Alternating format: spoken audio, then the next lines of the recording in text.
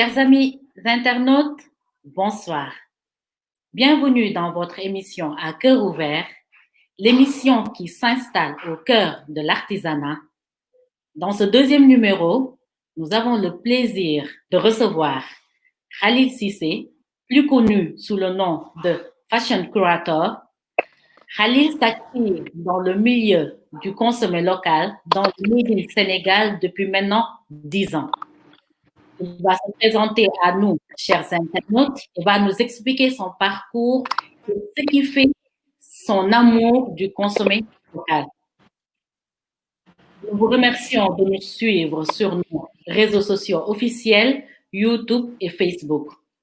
Khalil, la parole est à vous. Merci de vous présenter à nos chers amis internautes qui sont en train de nous écouter en ce moment. Merci, Mia. Bon, avant de commencer, je pense qu'on peut se tutoyer. Sinon, merci de m'avoir invité à cette émission, à ce portail de promotion de l'artisanat sénégalais.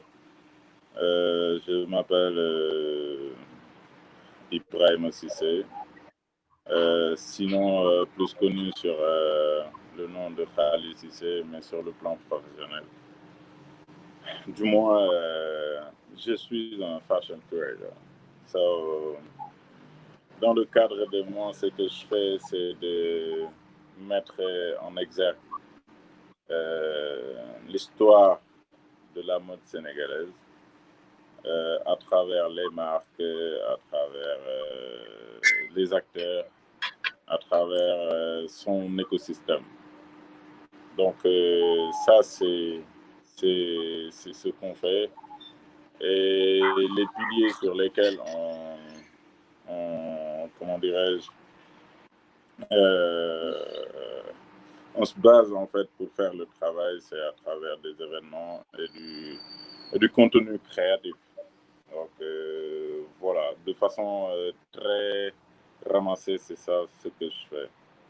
Sinon, l'amour du Made in Sénégal, je pense que je dirais plutôt que, en fait, c'est ma personnalité déjà de croire en ma propre personne, ok. Et le temps faisant les choses, j'ai compris que on ne peut croire qu'en sa propre personne pour, en fait, devenir quelqu'un, bon, du moins, être assez décalé de tout ce qu'on fait tous les jours dans cette société-là.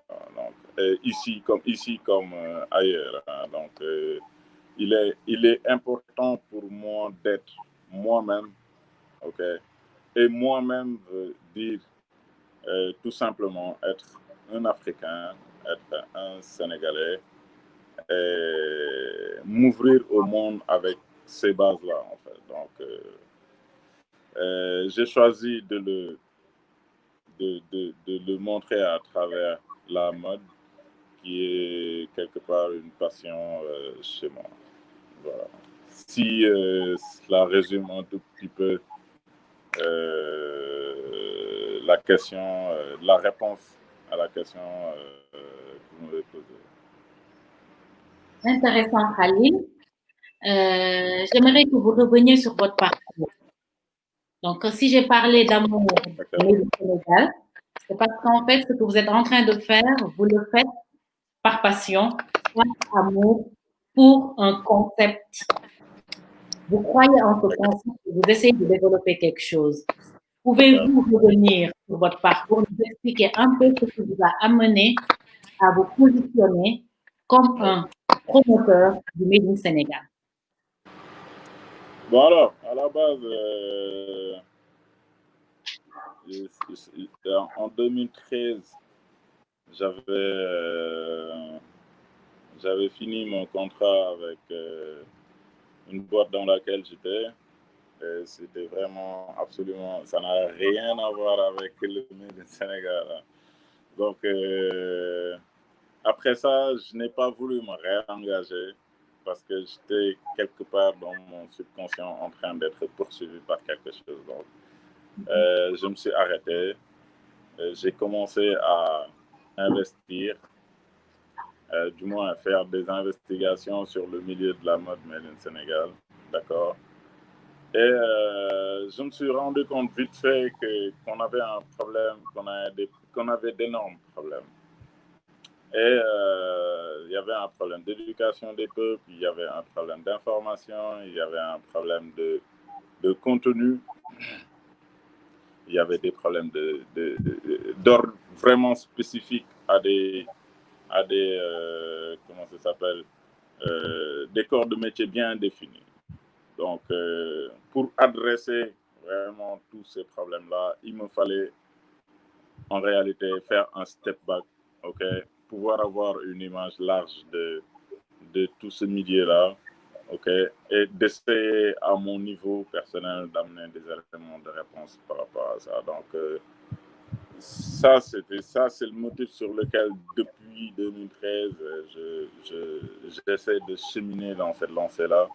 D'accord. On a eu des succès, on a eu,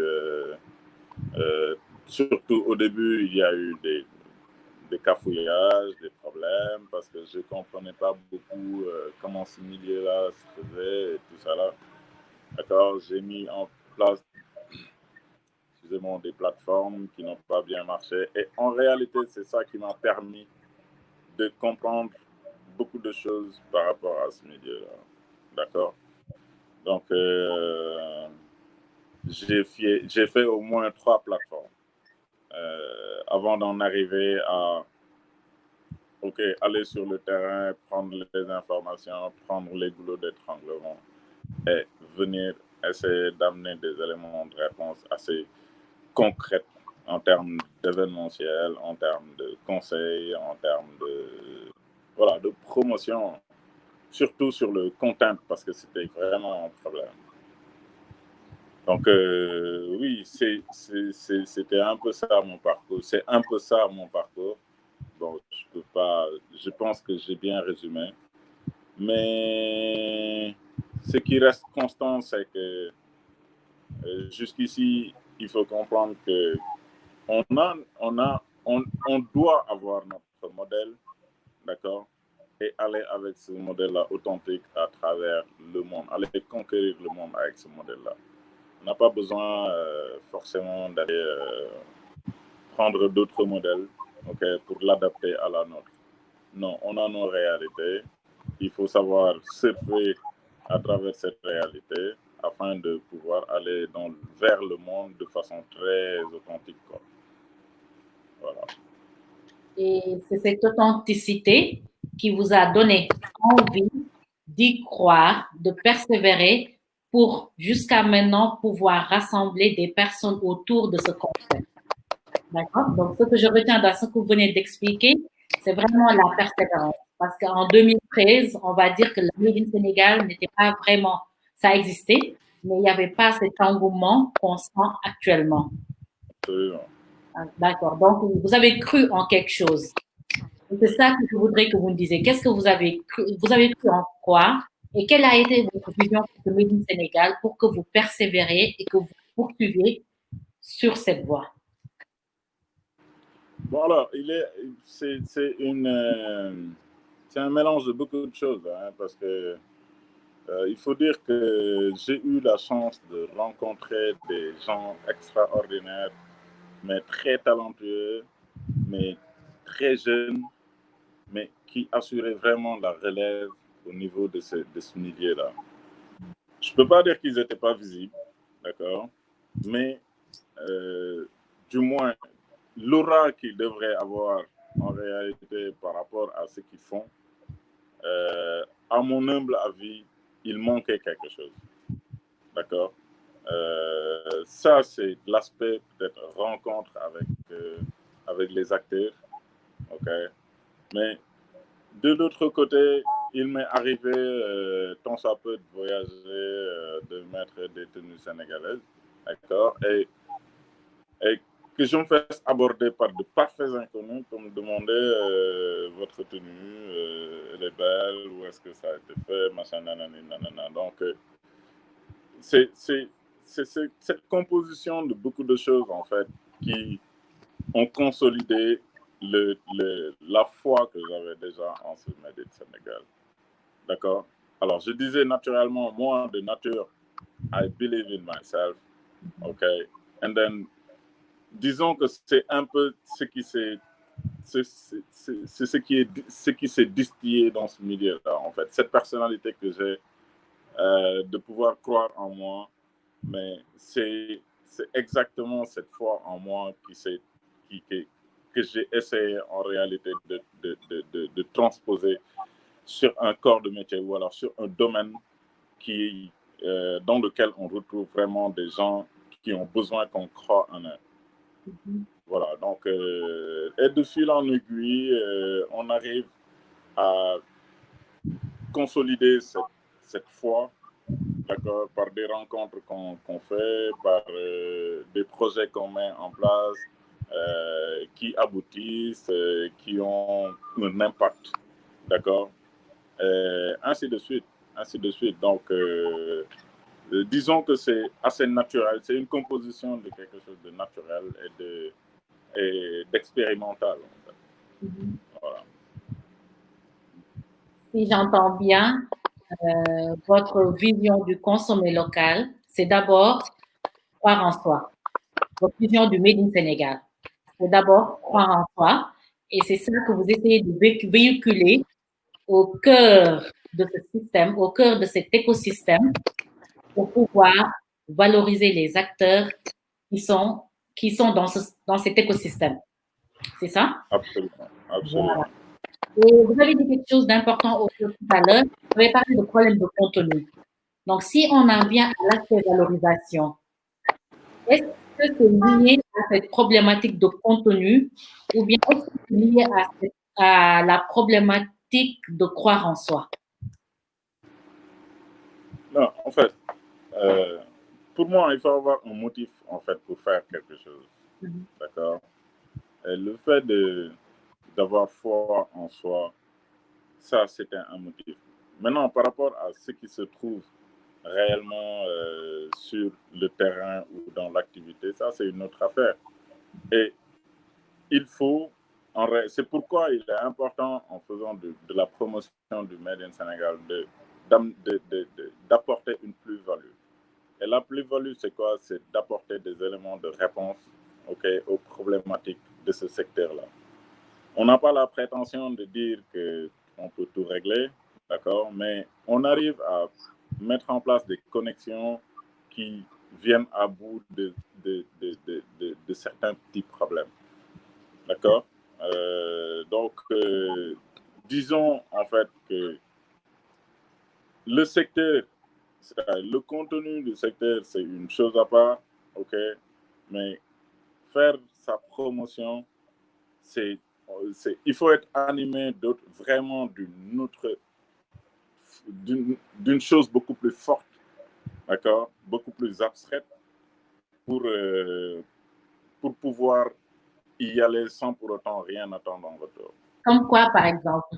Vous pouvez préciser en donnant des exemples sur ces points-là pour qu'on puisse vraiment relever le problème. Par rapport à la promotion ou par rapport à la promotion, par rapport au fait, en fait, là, vous venez de distinguer la valorisation de soi par rapport à ce que, par exemple, si je prends un créateur propose, ou bien la valorisation globale de l'écosystème par rapport à tout ce que les créateurs proposent autour d'un concept Made in Sénégal. Quel est le problème exactement, en fait? C'est ce que je cherche à situer actuellement. Quel est vraiment le problème, les difficultés que rencontre ce secteur? Bon, disons que si vous les prenez de façon individuelle, il n'y a pas forcément de problème. Par contre, par rapport à la valorisation de ce secteur-là, pour qu'on puisse y aller sur un autre niveau, il faut forcément qu'on soit structuré. Ça, on aura beau faire, on aura beau dire, on aura beau mettre des milliards, des millions, ainsi de suite, ainsi de suite. Tant qu'on n'est pas structuré, bah écoutez, il ne faut pas rêver, quoi. La sous-région, je ne parle même pas d'Europe ni d'Amérique, mais la sous-région, ces pays qu'on entend gravir les échelons assez vite, mais c'est parce qu'ils ont une base assez solide qui est tenue par des hommes et des femmes, okay, qui ont une certaine vision de ce secteur-là et qui veulent l'amener sur un autre niveau. Donc, il est impensable, mais il est impensable de croire que sans structuration, on peut aller sur un autre niveau. D'accord? À côté de ça... Est-ce qu'on peut s'arrêter un peu sur cette structuration? Je vais te couper parce qu'en fait, c'est un réel problème et c'est très important. Oui. Qu'est-ce qu'on doit structurer? Qui doit structurer?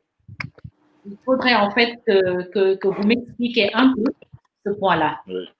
C'est toute une filière. Qu'est-ce qu'on doit structurer? Qui sont les acteurs qui doivent structurer? Et quelles sont les actions de structuration à mettre en place? Bon, alors, c'est malheureux, mais quand on va sur le site du gouvernement du Sénégal, on n'a aucune information concernant la note. Si ce n'est une petite page, bon, peut-être qu'entre-temps, ils ont évolué, mais la structuration de ce milieu-là, ça dépend, du moins, les points sur les comment dirais-je, la délivrance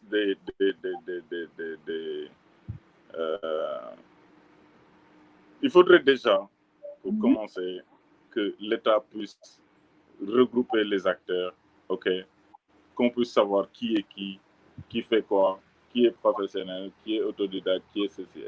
Est-ce que vous voyez déjà, ce tri permettra aujourd'hui de pouvoir aller beaucoup plus loin, ok, en mettant en place une structure où se retrouveront tous ces éléments de la chaîne de valeur, ok, et qu'au-delà de ça, qu'on puisse en réalité pouvoir aller dans des certifications de qualité, qu'on puisse avoir vraiment que le Made in Sénégal puisse être quelque chose de vendable à l'étranger et que ce milieu puisse être assaini.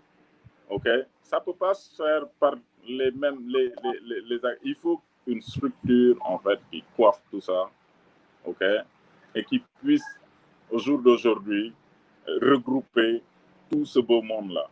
Il faudra laisser personne dans le side, ok, mais il faudra prendre la composition globale de l'écosystème, ok, et de pouvoir mettre les gens bien classer les gens en fait.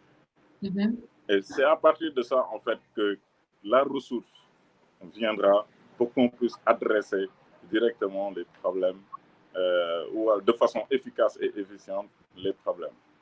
Sinon, ce qui se passe, c'est quoi?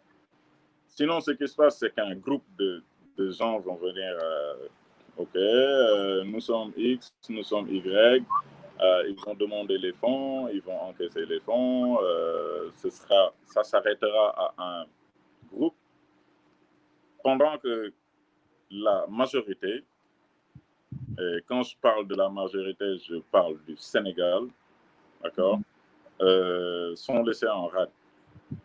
Moi, je pense que chacun a son métier et il faut l'on puisse respecter en fait cette distinction des tâches, cette distinction des rôles. Ça, il est important parce que vous imaginez un directeur de société, je ne sais pas, qui a bâti sa boîte, se retrouver en train pendant qu'il embauche des manœuvres qui se retrouvent à faire des travaux manuels au plus bas de la chaîne. Je ne dis pas que c'est dévalorisant, mais on ne peut pas investir jusqu'à un certain niveau et devoir revenir en bas pour faire le travail des autres. C'est impossible. Il faudrait que cette distinction des tâches puisse être faite et que tout le monde puisse se regrouper autour d'une structure qui défend les intérêts de tout le monde, pas les intérêts d'une telle marque ou d'une telle personne ou d'une telle... Aujourd'hui, si on vous dit qu'au Sénégal, du moins moi pour les informations que j'ai, on n'a qu'une seule marque ici qui est certifiée, mais c'est compliqué en fait. Et on aime bien faire genre, ouais, made in Sénégal, made in Sénégal. But ouais, on a besoin de... Quand on vous dit made in Suisse, ou made in France, ou made in Vietnam, non, c'est un label. C'est quelque chose de bien structuré, qui est dirigé par des hommes qui ont la connaissance de gestion de structures pareilles. J'entends bien. Hein? On aime bien. Je pense qu'il y a matière à revoir tout ça afin que ça puisse profiter à tout le monde. Sinon, les énergies seront dépensées, aussi positives qu'elles soient, mais à la fin de la journée, elles ne serviront pas à grand-chose. Elles ne serviront pas au grand nombre. J'entends parfaitement ce que vous êtes en train de nous expliquer. Et c'est très pertinent et très intéressant. Par contre, moi, ce que j'aimerais, en fait, et ça, c'est ma position là-dessus, c'est pourquoi toujours attendre à l'État? Qu'est-ce que vous, en fait, en tant qu'acteur, en tant que personne autour de cet écosystème, qu'est-ce que vous faites pour montrer à l'État, aux organismes, en tout cas, qui veulent appuyer le Made in Sénégal, ce qu'il faut faire? Quelle est la part, en fait, des acteurs? Qu'est-ce que vous faites? Non, on n'attend pas, on n'a jamais attendu. Moi, c'est par rapport à la question que j'ai répondu, mais l'État n'a jamais été attendu par rapport à quoi que ce soit dans ce secteur-là. Bon, après, il y en a qui ont le bras très long comme ça, qui peuvent aller voir l'État, mais dans la base, en fait, les gens travaillent. Il y a des gens qui travaillent ensemble. Vous verrez tout simplement un maroquinier aller travailler sur une collection avec un comment ça s'appelle, un styliste, ok? Et éventuellement, vous verrez au jour d'aujourd'hui des groupuscules. C'est vrai que le problème, c'est qu'il y a beaucoup de groupes, ok? Il y a des groupes, en fait, qui travaillent ensemble, d'accord? Il ne faut pas qu'on pense que tout le monde va de son côté. Non. Et rien qu'hier, j'étais en train de discuter sur un projet pareil avec des gens du milieu.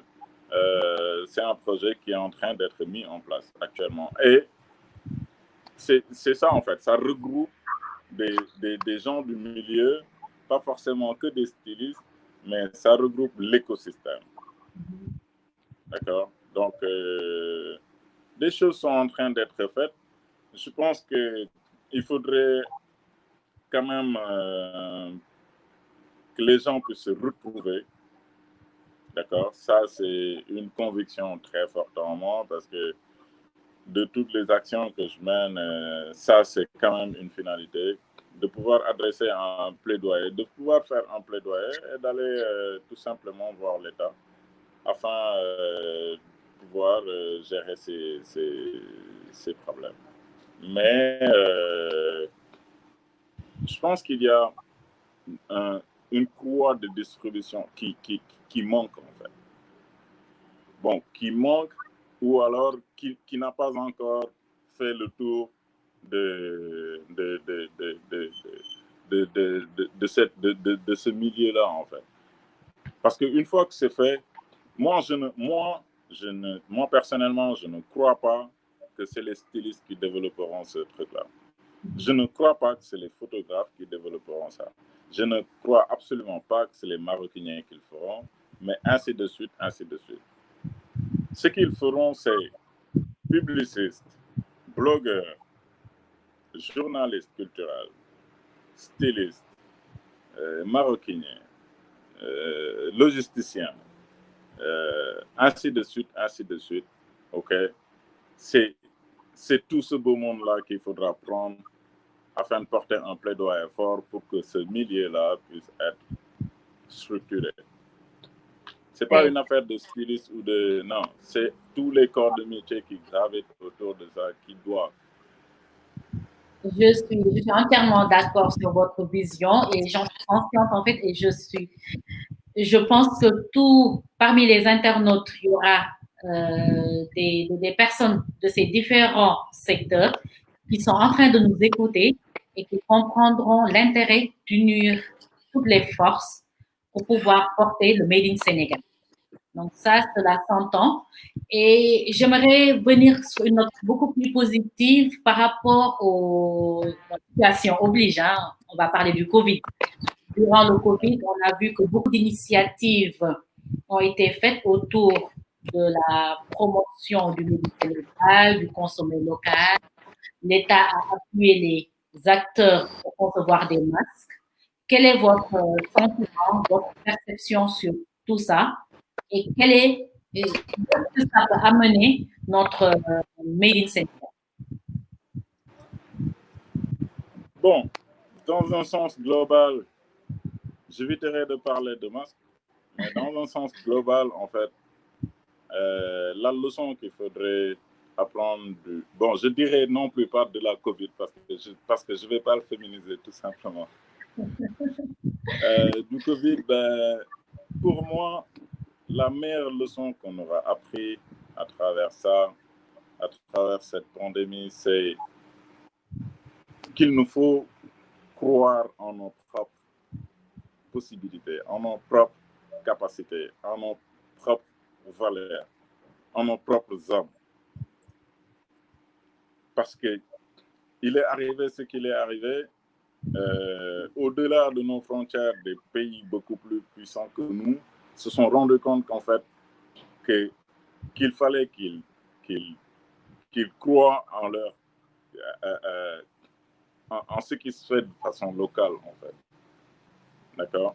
Et pour moi, il n'y a pas à se poser 1000 questions. L'État peut faire, tout le monde peut faire, tout, machin, mais à la fin de la journée, ce qui reste constant, c'est que c'est une leçon qu'on doit apprendre et qu'on doit faire une lifestyle. Mm-hmm. OK? Je dirais pas qu'il ne faut pas s'ouvrir au monde, mais il faut s'ouvrir au monde avec ce que l'on a. Mm-hmm. Parce que, comme on dit en Wolof,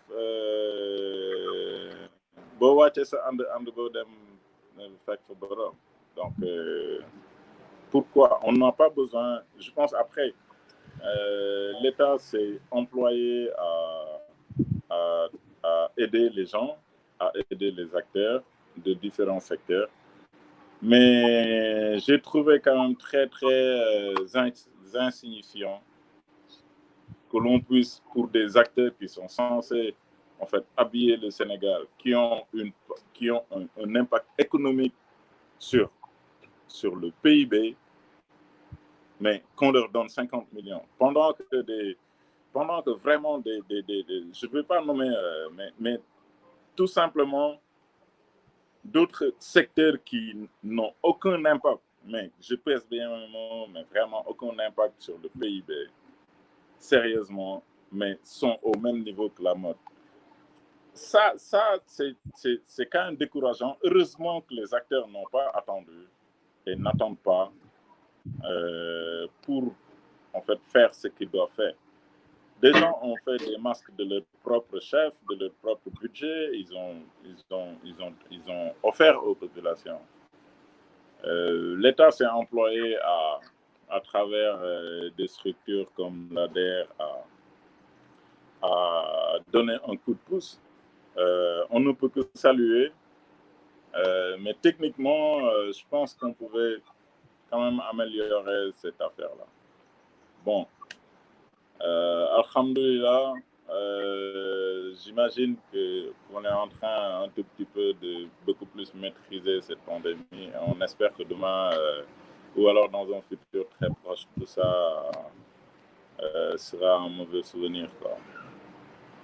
En tout cas, ce que je retiendrai et ce que j'aimerais dire, en fait, c'est qu'il y a eu un début à tout. L'État a contribué avec un début. Maintenant, il faut faire de telle sorte que l'État sente en fait la nécessité, en tout cas, l'envie, la nécessité d'accompagner ce secteur, parce qu'en fait, comme vous dites, c'est un secteur très porteur pour l'économie du pays. Et c'est à vous, à mon avis, de montrer l'intérêt que l'État aurait à accompagner ce secteur pour qu'il se débrouille.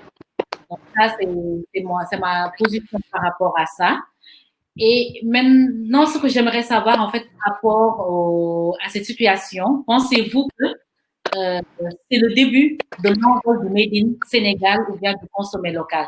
Parce que comme vous venez de dire tout à l'heure, on a été confronté à une situation inédite. On était obligé de consommer ce que nous avons.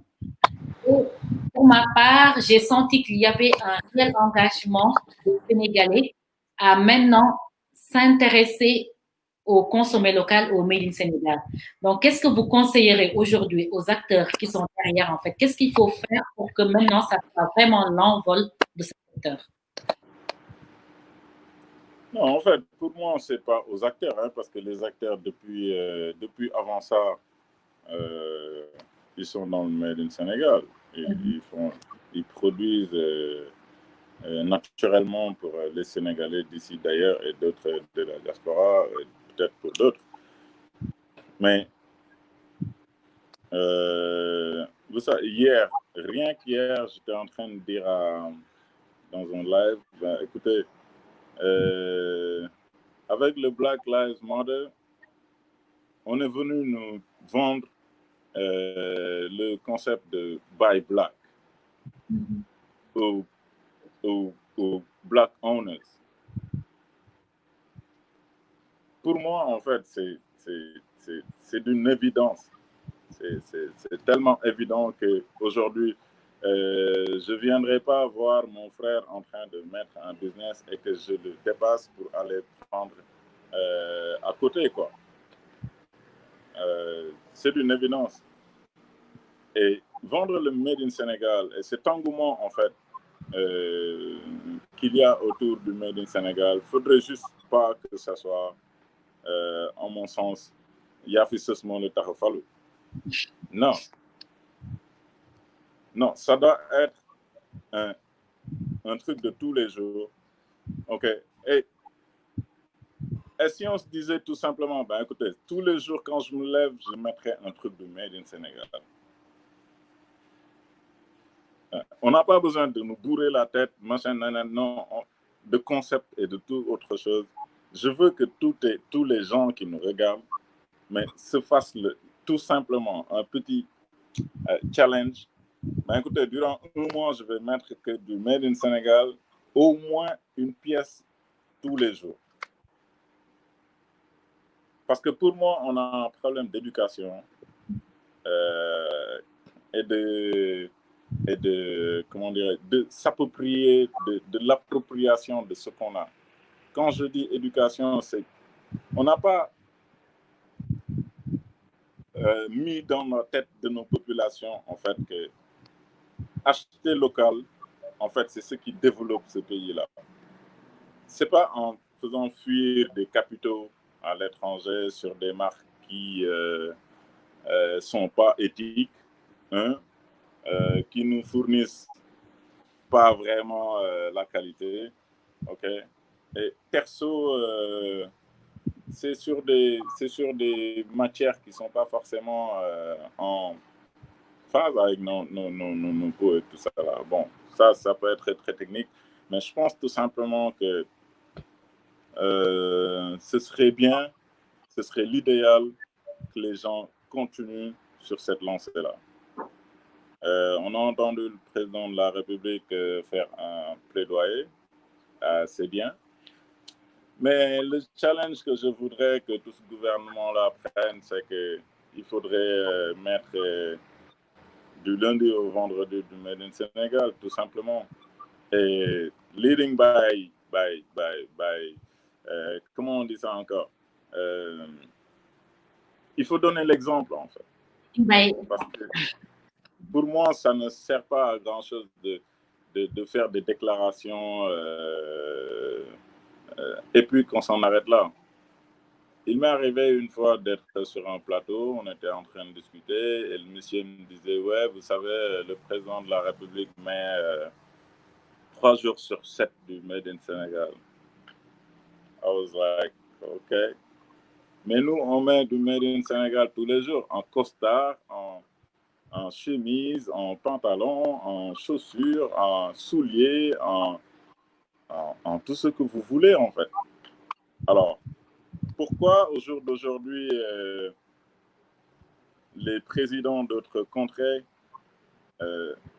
n'ont pas le droit tout simplement de voyager sans les marques de leur pays?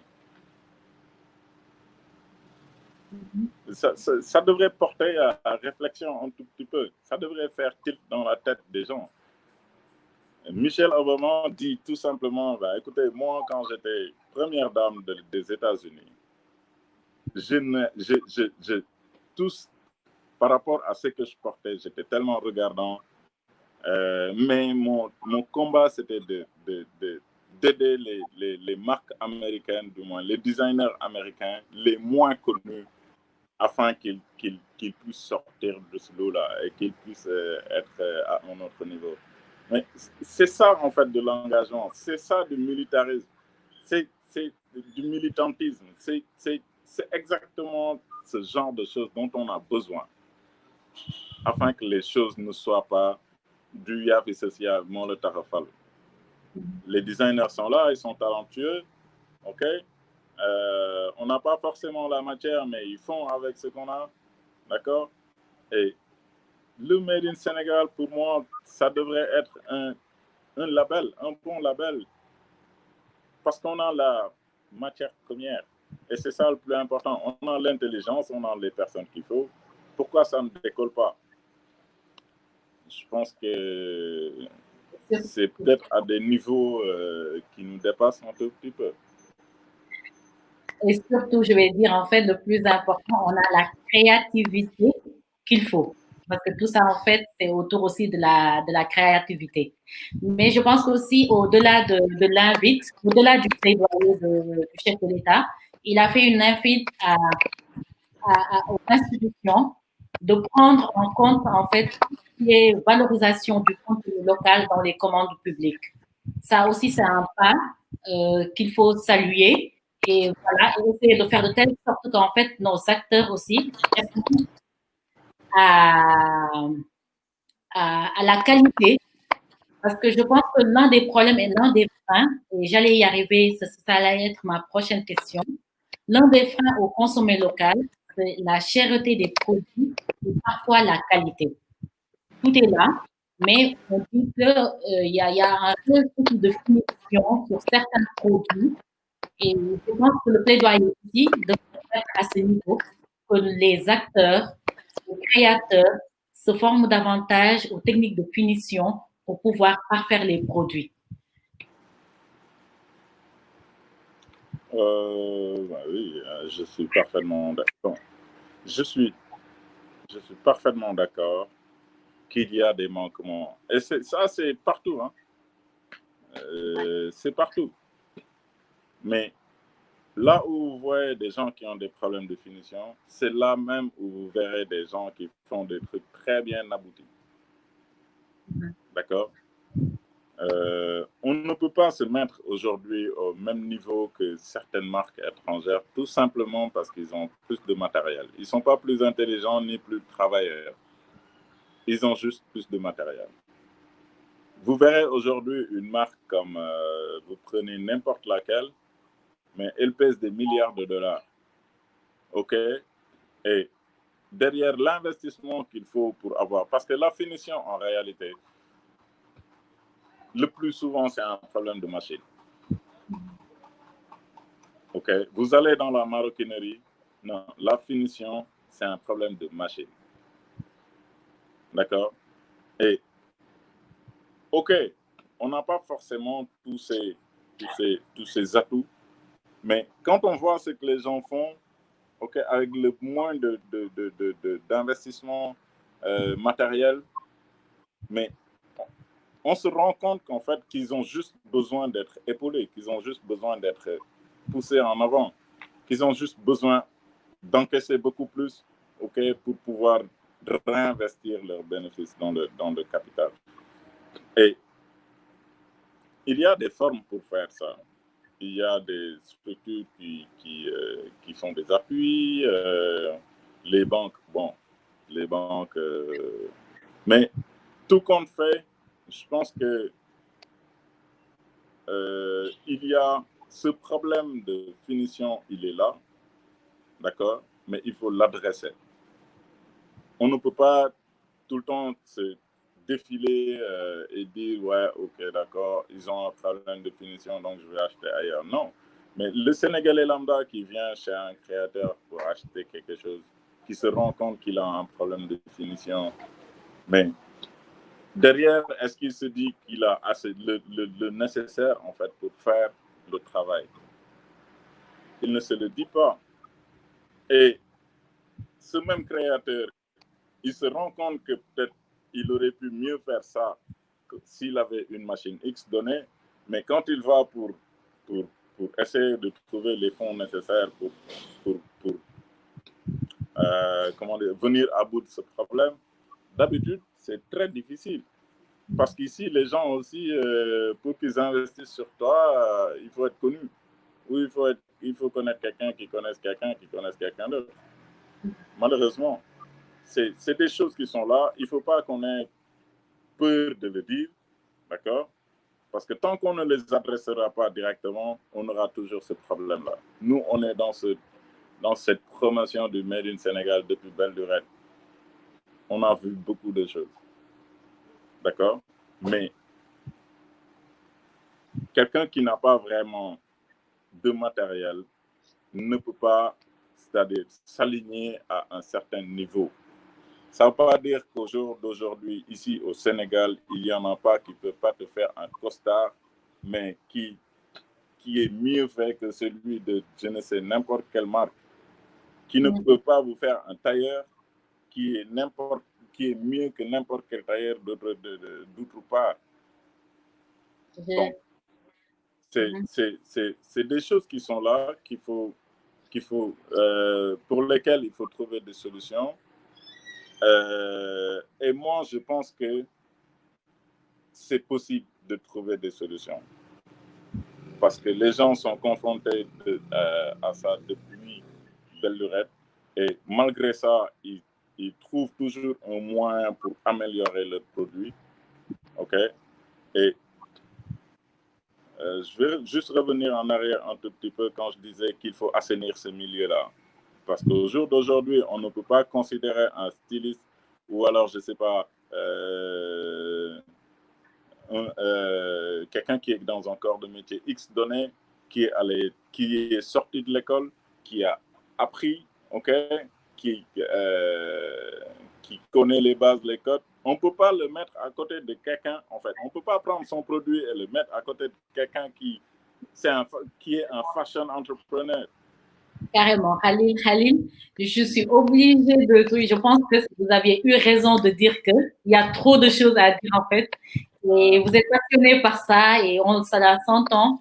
Il y a eu beaucoup d'informations, mais nous sommes au terme de notre émission et j'aimerais bien, vous laisser rapidement conclure sur une note positive, 2-3 phrases rapidement pour conclure. Bon, alors, merci déjà de nous avoir invités. C'était un plaisir de parler de la promotion du Made in Sénégal. D'accord. Merci à vous aussi qui nous suivez à travers cette émission. Oui, il faut croire en ce que nous sommes, en ce que nous avons. Et moi, je pense que c'est possible. On a tout ce qu'il faut pour être compétitif sur le marché national comme sur le marché international. Donc, pourquoi pas? Ce sera un engagement de chacun d'entre nous. Et tous les jours, mettez du Made in Sénégal. Même si c'est juste un petit djara comme ça, là, mettez-le. Voilà, merci.